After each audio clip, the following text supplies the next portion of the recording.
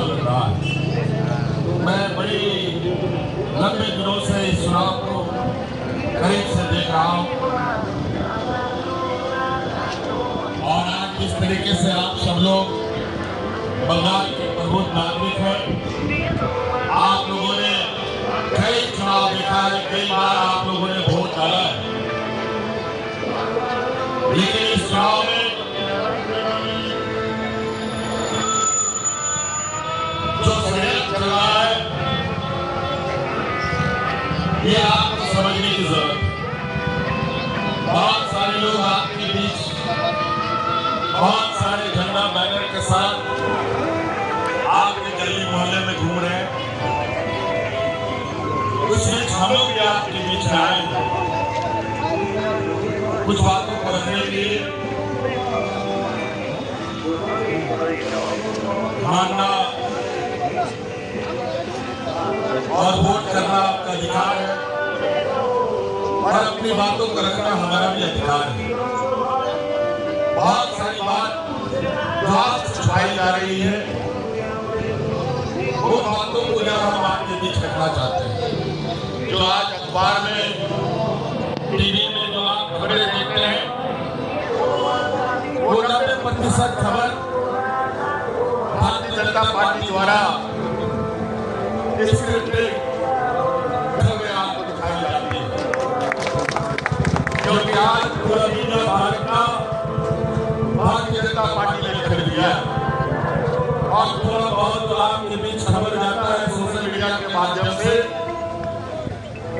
Facebook, Twitter, Instagram के माध्यम से, उसमें भी जो भारतीय जनता पार्टी के विरुद्ध में बातें कहता है उनका अकाउंट को डिलीट कर दिया जाता है। आज पूरा देश में और देश की अर्थव्यवस्था में आग लग चुकी है। अब ये चुनाव चल रहा है, इससे उस आग को ढक के रखा गया।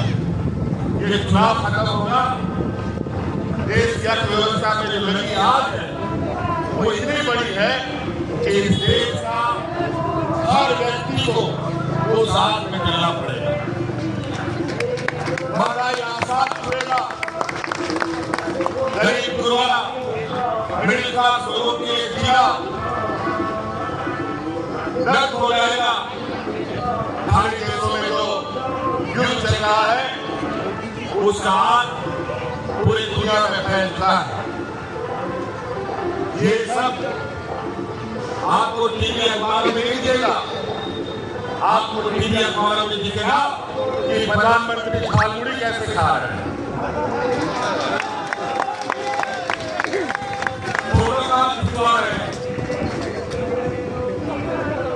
कौन मंच में बैठकर देश दुनिया के हिंदू भाइयों को दिग्भ्रमित कर रहा है। विचित्र स्थिति है आज के वक्त में। आज जिस तरह से बात होती है ये बिल्कुल अभी तो ये चुनाव है, चुनाव के बाद जो इस देश के गरीब गुरबा किसान मध्यवर्गीय जो रोज कमाने वाला है, रोज खाने वाला है, उसे बहुत दिक्कत कराने वाला है। आज महंगाई आसमान छू रहा है, लेकिन आपकी आमदनी नहीं बढ़ती। क्यों नहीं बढ़ती? वैसे नहीं बढ़ता क्योंकि इन लोगों ने ऐसे ऐसे नीति, ऐसे ऐसे कानून बनाए जिसकी वजह से इस देश में आम लोगों का पैसा आता ही नहीं। आज इन लोगों ने 2014 में सरकार बनने के बाद क्या किया? आप जरा छोड़ कर देख लीजिए कि सरकार बनने के बाद सबसे पहले पूरा देश के लोगों को जन धन खाता खुलवा करके पूरा देश का बैंक में लाइन में लगवा दिया। और जब खाता खुला और उसके बाद लोगों ने तुरंत नोटबंदी करके सारा पैसा बैंक में डाल दिया और वो सारा पैसा ही अपना व्यापारी मित्रों को दे करके विदेश भगा दिया। और आप आपका पैसा निकालने के लिए आपको लाइन में खड़ा रहना पड़ा। और उस वक्त ना जाने कितने शादियां टूट गए पैसे के अभाव में, ना जाने कितने लोग अपने परिवारजनों का इलाज नहीं करा पाए पैसे के अभाव में। और ये लोग अपने व्यापारी मित्रों को आपका जितना भी टैक्स का पैसा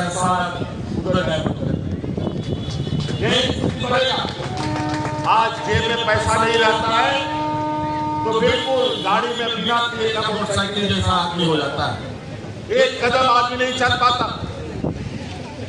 आज रोजगार सुरक्षा को लेकर महिलाओं को सम्मान देने के नाम पर ये लोग नए नए चोला पहन करके आते हैं। ये अपने आप को शेर बोलते हैं, शेर नहीं, शेर के खाल में ये लोग भेड़िया से है। इनको पहचान के आपका धर्म तो समाज तोड़ा है, हिंदू मुस्लिम करके हिंदू मुस्लिम से लड़वाया, आदिवासी से लड़वाया, दलितों को दलितों से लड़वाया, अगला पिछड़ा करके लड़वाया और आज डिलिमिटेशन ला करके देश तोड़ने का प्रयास। आज डिलिमिटेशन का बिल ये पारित नहीं कर पाए और आज डिलिमिटेशन पारित नहीं हुआ। इसका सबसे बड़ा अगर श्रेय किसी को जाता है, माने किसी को जाता है तो ममता बनर्जी को जाता है। और जिस तरीके से महिलाओं के प्रति ममता जी खड़ी है, देश में कोई हाथ देता नहीं। आज इसे बहुत चंद लोग हैं जिससे भारतीय जनता पार्टी आज नहीं कर पा रहा है। और आज जिस तरीके से ईडी सीबीआई डरा धमका कर नेताओं विधायकों को पार्टी को खरीदा जा रहा है, आज कुछ ही लोग हैं कि आज ऐसे फिरकापरस्त लोगों के साथ वन टू वन लड़ाई करने के लिए तैयार है, जिनमें से ममता जी है, हम हैं। हम पड़ोसी राज्य से आते हैं और हम ऐसे राज्य से आते हैं जहां हम बंगाल के कोख से निकला हुआ ये राज्य। बिहार जब नहीं बना, उड़ीसा नहीं बना, असम नहीं बना, तब सब एक बंगाल में होता था। आज बिहार अलग हुआ, उड़ीसा अलग हुआ, असम अलग हुआ, झारखंड बना, ये सब बंगाल के कोख से निकला हुआ ये राज्य। और आज हम लोग का सोच विचार एक ही तरीके का है। आज जिस तरीके से हम लोग अपने जीवन यापन करते हैं, सभी जात धर्म के लोग एक साथ उठते बैठते चलते हैं, आज इस एकता को तोड़ने का पूरा देखिए कौन दे की करबो दादा षड्यंत्र भारतीय जनता पार्टी ने रचा है। आज डर लगता है जिस तरीके से ये समाज, अगर समाज टूटेगा तो आप रास्ते में चल नहीं पाएंगे।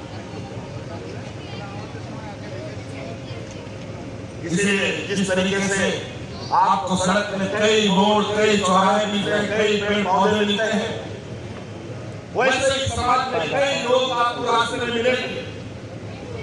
और जिस तरीके से समाज में जहर होया, इससे आने वाला समय में वो सारे संख्य आपके लिए अज्ञात हो गए। इसलिए साथियों, हम नहीं कहते हैं कि आप हमें वोट दीजिए या टीएमसी को वोट, लेकिन ऐसे गलत आदमी को मत कीजिएगा कि 5 साल तक आप रोते रहेंगे, आंसू पोंछने वाला कोई नहीं है। और खासतौर पर ये भारतीय जनता पार्टी का लोग, मुझे बताओ ये बंगाल में गुजराती लोग राज करेंगे कि बंगाली लोग राज करेंगे, ये बताओ।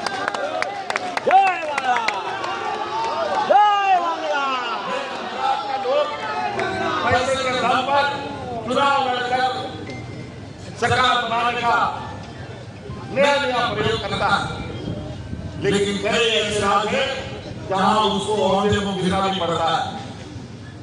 और आज ये बंगाल के लिए अग्नि परीक्षा का समय है। आज जिस तरीके से इन लोगों ने पूरा संवैधानिक संस्थानों का दुरुपयोग किया, आज करोड़ों का वोट काट दिया पूरा देश में। आपके बंगाल में लगभग 1 करोड़ लोगों का वोट कटा। और बताइए, ये वोट अमीर और गरीब सबका वोट ही बराबर है, चाहे राष्ट्रपति का हो, प्रधानमंत्री का हो, अदानी का हो या अंबानी का हो, चाहे रिक्शा वाला का हो, सबका वोट का वैल्यू एक ही होता है। वीडियो कॉल और आज वोट देने से वंचित किया जा रहा है। ये इतिहास में पहली बार हुआ है। अगर आप वोट नहीं दे पाए तो जीवन में आप कभी कुछ नहीं मिलेगा, ये आप आपको बिल्कुल स्पष्ट रूप से बता दें। क्योंकि इस लोकतंत्र का ये सबसे बड़ा ताकतवर चीज है वोट। ये वोट इतनी महत्वपूर्ण है, एक वोट से आदमी प्रधानमंत्री भी बनता है, एक वोट कमाने से ऊपर प्रधानमंत्री से हट जाता है। चाहे वो रिक्शा वाला का हो, चाहे बड़ा व्यापारी का हो। इसलिए साथी इसी शब्दों के साथ हमारा कार्यक्रम है। लगता है मौसम भी बिगड़ रहा है, इसलिए आप सभी बंगला भाइयों से मेरा गर्वत प्रार्थना है, आग्रह है, निवेदन है कि आप हमारे वोट दें, लोकतांत्रिक पार्टी वोट दें। ठीक है, बांग्ला